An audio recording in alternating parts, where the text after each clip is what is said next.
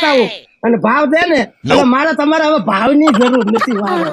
અને કેરી મારી જ ખાઈ ગયો હો હા હવે તો તમારી જ લેવી અને હાલો. આમ તો ગોટલા વગરની કેરી હા ઈ તો જોઈએ હવે કેવી નીકળે કાલે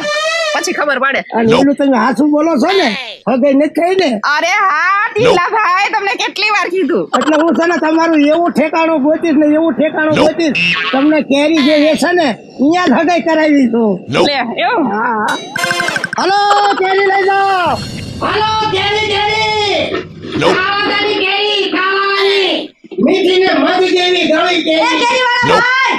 મને ભાઈ નહીં કહેવાનો કેરી કેમ આપી મને ભાઈ નહીં કહેવાનો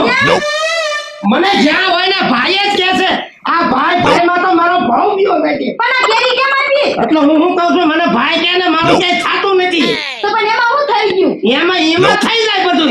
આપણા કેરી ભાવ કેમ માં કેરી લેવી છે આમ દબાવશે નહીં બહુ દબાવો એટલે પછી પડી